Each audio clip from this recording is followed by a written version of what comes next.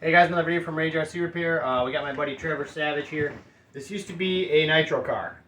This is another one of my nitro electric conversions without buying any of the kit and eliminating the transmission that would normally be in this vehicle.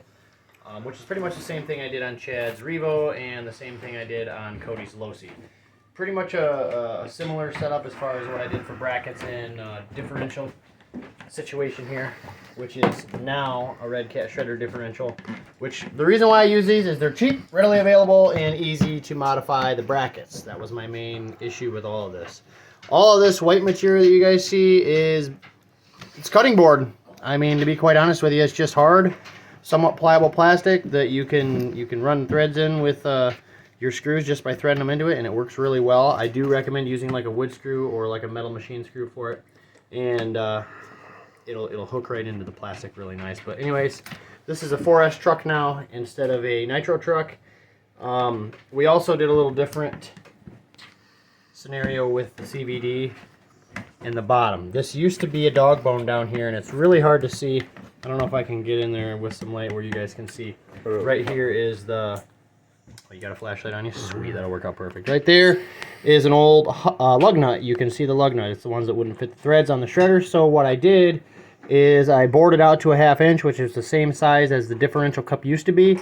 Drilled a hole through the differential cup 90 degrees off from the slot for the dog bone, and I believe these are off of version 2 backdraft buggy to get the drive shafts to fit in here. And they obviously fit right in the Red Cat differential cups on each side.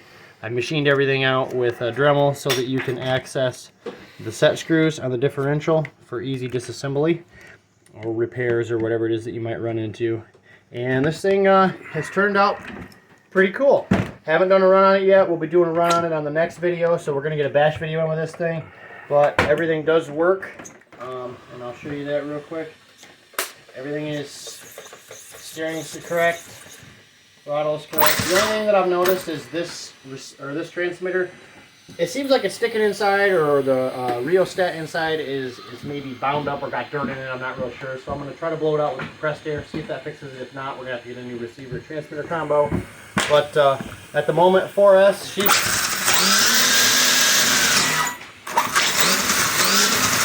she's pretty zippy.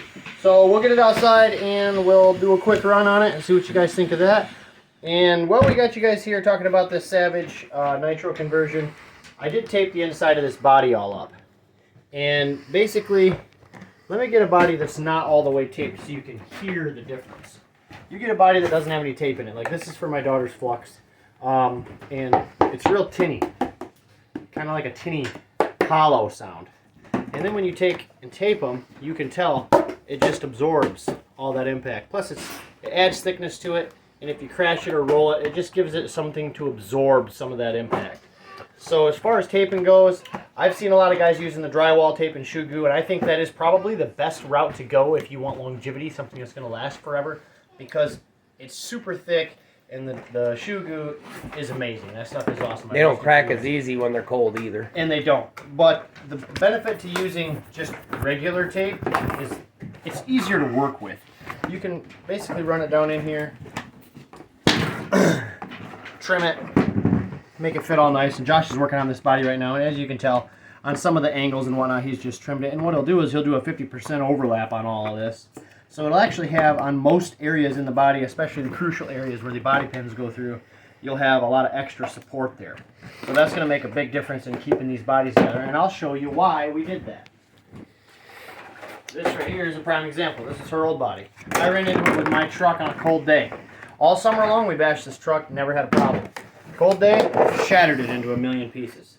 And this whole entire front left corner, I would have to consider this the fender and hood area, but it shattered just into pieces all over the yard. And when you tape them, it helps absorb that impact. So that's what I've done with the Savage. So he's going to have a nice body that's ready to go. And a couple other things I wanted to talk to you guys about while I'm doing a video. I've had a lot of people asking where to get these, and I found a guy on eBay, and I got all of these drive shafts for $50. It's 4 complete sets of shredder drive shafts. The shafts that go, the CVD shafts that go from the differential out to the wheel head. And I was running out of these. And then also these long pins are kind of hard to come by. And there's a guy on eBay, and I can't remember his name. I'll try to find his name and put it in the description below. But these are the long pins that go through the lower control arms. And these are your CVDs. And then another thing I have for you guys that I think everybody should do is pick yourself up some of these containers. I just picked up 2 more for the 2 extra trucks that we've got. They are a little expensive. They're about $15. But you can get them at your local Dollar General or wherever. And I think Walmart carries them. You might even be able to find them at Meijer. But they're really easy to organize your parts in. And I'll give you a quick example. Like, this is all of our soldering stuff, all in one soldering electrical. So we've got program cards, all the ends for all the batteries, the solder, shrink tube and whatnot, extra wire, receivers, anything extra electrical laying around. These are really nice to organize all that stuff in. And then another, for instance, I guess this is probably the best box to use. For instance, this is just Kaiju stuff. Wheel hubs and hexes, the battery trays, new spur gears, stuff like that. And it's just really nice because you can organize it. And if you want to take a couple of these containers apart, you can take these trays out and place them all over and just have open containers for the big components like we've got here. Like right now, this one's full of all my bumpers, C-hubs, skid plates, and stuff like that. So, just a quick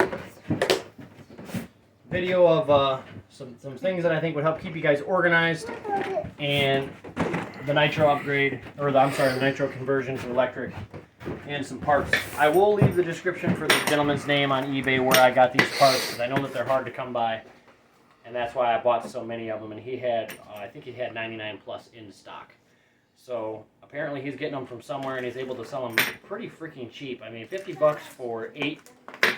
That's a good deal. I was trying to find these through Red Cat, and all the Red Cat places were sold out. So if you can find them, let me know if you find another place that's less expensive. But these are genuine Red Cat parts, got the Red Cat tag on them, and that's a pretty good price. And then also these pens, I got these pens for I think $7 a piece from the same gentleman. And when I was looking through the Red Cat sites, redcatracing.toys and redcatracing.com, nobody had any. So I found them where I could and bought them while he had them, but he, like I said, he had 99 plus on both of those, and I'll try to leave his information in the bottom. So anyways, don't forget to subscribe, smash the bell, lots more coming up, lots of bashing coming up this summer. We're actually going to go out here in just a little bit and run the Savage, see how it's going to hold up. So stay tuned. Appreciate it. Have a good night.